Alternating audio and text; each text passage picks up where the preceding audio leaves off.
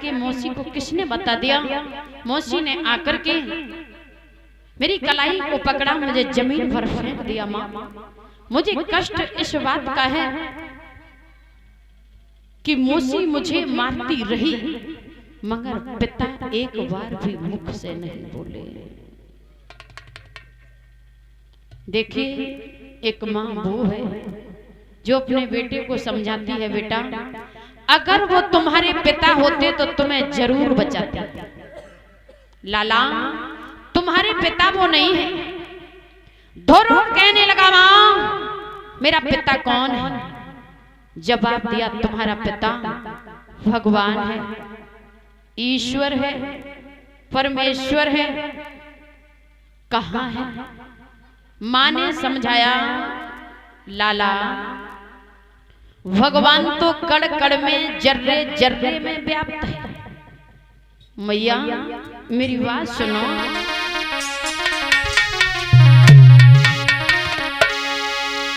क्या मैया पूछे तो बताइए वो पिता कहाँ पाऊं, और किस जगह बसत भगवान जी कहाँ में मैया जा।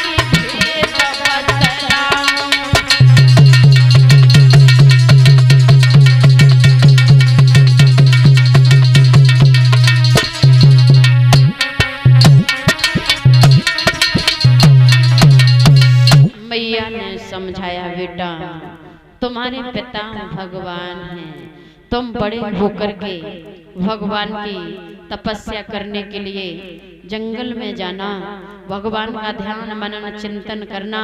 असली पिता तुम्हारे वो हैं, तब तुम्हारे पिता के तुम्हें दर्शन होंगे जब तुम बड़े होकर के भगवान का ध्यान करोगे। ध्रुव कहने लगा, माँ मैं तो हो गया बड़ा, मैं आज ही जाऊंगा।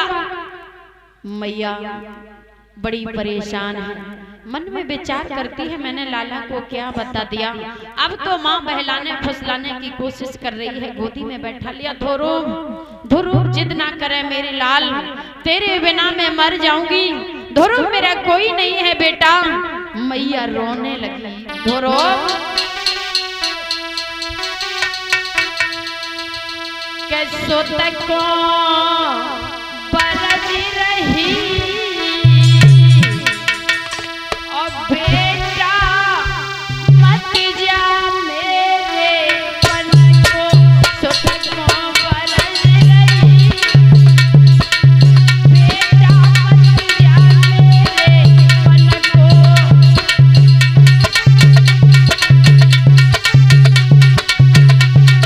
माता बहने जाए नहीं, बस 5 मिनट की बात है, आरती करवा दें उसके बाद जाना, बस बैठ जाओ 5 मिनट। समय हो गया मुझे पता है, थोड़ी देर बैठ जाओ, आरती करवा दें फिर जाना।